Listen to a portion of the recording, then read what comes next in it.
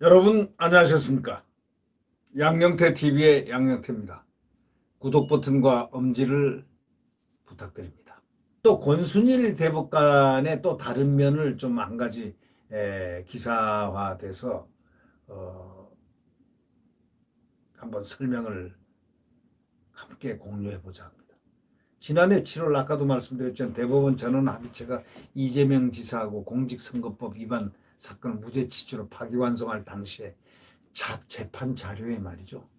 경기 성남시 대장동 개발 사업 특혜 의혹의 중심에 있는 화천대유 자산관리하고 성남시의 계약관계 등이 포함된 것으로 확인됐습니다. 이야. 당시 대법원 전원합의체에는 대법관 퇴임 후에 화천대유 고문으로 이름을 올려 논란이 된 지금 권순일 전 대법관이 참여해서 무죄 취지 의견을 결정적으로 냈습니다. 결정적으로 무죄가 된 것입니다. 그런데 권 전 대법관은 동아일보하고 통화해서 뭐라고 했냐면요. 그 회사와 관련된 최근 언론 보도에 대해서 그 내용을 나는 전혀 알지 못해요. 이렇게 오리발을 내밀었죠. 그런데 분명히 얘기하는데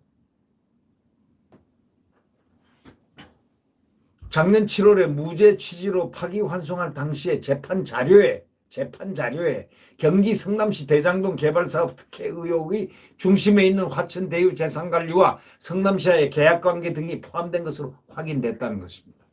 이건 동아일보가 지금 그렇게 확인하고 소위 말해서 특종으로 지금 내고 있는 바로 기사입니다. 그러니 틀림없을 거죠. 네. 동아일보가 특종한 정도 되면 이거는 100% 팩트죠. 네. 근데 권순일 대법관은 동아일보 통화에서 뭐라 그러냐. 최근에 언론 보도에서 내용 전혀 나는 모른다고. 이 지사와 관련이 있는지 모르는 사실이고 알았다면 고문을 안 했을 것이다. 이렇게 얘기했다. 누가 믿을까요? 본인은 그렇게 믿고 있을까요? 법조계에서는 1, 2심 판결문을 검토하지 않았다는 뜻인지 의아하다 이런 반응이 나오고 있습니다. 의아하다. 아니 법조계에서 벌써 그렇게 나오고 있습니다.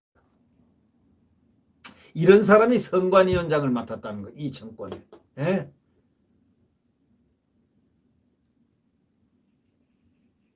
그리고 화천대유의 고문을 맡아가지고 2천만 원씩 받고 월.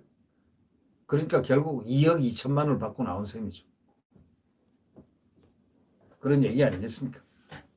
11개월을 근무했다고 가정하면은 2억 2천 받고 나왔죠.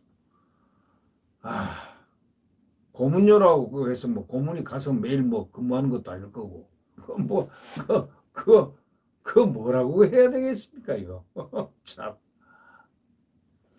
동아일보 취재를 종합해가지고 이렇게 얘기가 한번 해보면 말이죠. 대법원 전원합의체가 이 지사의 공직선거법 위반 사건에서 쟁점 중에 하나로 이 지사의 대장동 개발 업적 과장 의혹을 심의했다는 것입니다. 그래놓고 모른다면 됩니까? 앞서 검찰은 2018년 5월 지방선거 기간 동안 이 지사가 대장동 개발 사건 관련해서 성남시가 개발 이익금 5,503억 원을 고스란히 시민 몫으로 환수했다는 내용의 선거 공보물을 배포한 것을 허위사실 공표로 보고 공직선거법 위반 혐의를 적용했다는 겁니다. 검찰에서. 근데 1, 2심 판결문에 따르면 재판 과정에서 이성문 화천대유 대표는 성남시는 2018년 6월 13일 기준으로 이 사건 대장동 도시개발 사업으로 총 5,503억 원의 이익을 거의 확정적으로 확보했다고 봐야 한다고 해서 결과적으로 이 지사에게 유리한 증언을 해준 겁니다. 이 지사가 민간에서 가져갈 수도 있는 이익을 더 많이 공공부부로 가져갔다는 그런 뜻이겠죠. 네. 결국 1, 2심 재판부에 이어서 대법원도 허위 과장 표현으로 보기 힘들다. 이래가지고 이 지사 혐의를 무죄로 판단한 겁니다. 대법원 판결문에는 화천대유가 등장하지는 않지만 2심 판결문에는 화천대유가 3번이나 나온다는 겁니다. 성남의 뜰이 17번이나 나온다는 겁니다. 이 지사는 17일 날 어저께죠. 광주에서 기자들과 만나서 이 대표에 대해 이분이 재판 증인으로 나와서 저를 공산당이라고 비난했다. 이렇게 밝혔습니다. 그게 무슨 말인지 모르겠지만 하여튼 그러면서 논란이 불거지니까 권 전 대법관은 고문직을 맡은 사실이 알려진 지 하루 만인 17일 고문직에서 사임한다 이랬습니다. 이 지사가 어저께 광주에서 기자들과 만나서 이 대표가 누구냐 이낙연에 대해서 이분이 재판 증인으로 나와가지고 저를 공산당이라고 비난했다 이렇게 밝혔다는 겁니다. 그다음 전 뭐 황당합니다. 그냥 이런 이 대표가 누군지는 모르지만 말이죠. 이낙연 대표일까요? 누굴까요? 이런 얘기를 하는 게 어저께 광주에 갔지 않습니까? 이 지사가 또 이낙연도 광주에 가서 호남 표몰이 하지 않습니까? 그런 걸 보면 이 대표에 대해서 아마도 이분이 재판 증인으로 나와서 저를 공산당이라고 비난했다 이렇게 밝혔습니다. 그럼 공산당이 아니라는 걸 자기가 밝혀주면 되는 것이지 뭐 이런 얘기까지 재판 증인으로 나와서 저를 공산당이라고 비난했다. 이게 무슨 말인지 잘 이해가 안 됩니다.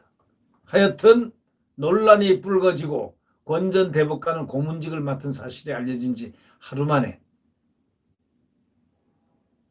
그러니까 어저께죠. 고문직에서 사임한다 이렇게 밝혔습니다. 참 이런 분을 보면서 어줍잖게 느낍니다. 대한민국 대법관 중앙선거관리위원장 가장 공정해야 될 사람 그 모습을 우리는 한번 연상을 해보십시오. 이 국민이 참 이런 사람들을 공직자로 두고 있다는 자체가 불행한 겁니다. 불행했다는 겁니다.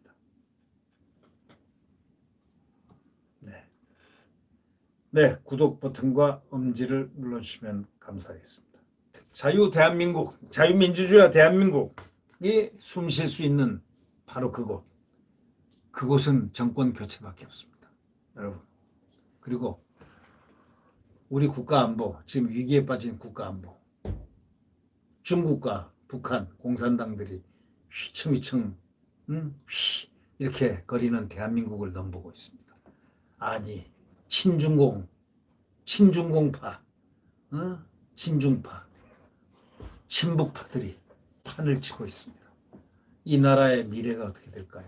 시기가 급하고 정권 교체가 급한데 국민 여러분들 많은 염두에 둔 필생의 신념으로 대한민국을 지켜야 되겠습니다. 네, 대한민국의 자유민주주의와 시장경제 또 굳은 한미동맹의 안보 바탕에서 반드시 과거의 영광을 되찾을 것이라는 확신, 그 대한민국의 태양이 내일 새벽 다시 떠오를 것입니다. 우리는 확신합니다. 추석 내내 잘 보내시길 바랍니다. 저는 추석 때도 방송하겠습니다. 여러분 추석 즐겁게 잘 지나시기 바랍니다. 안녕히 계십시오.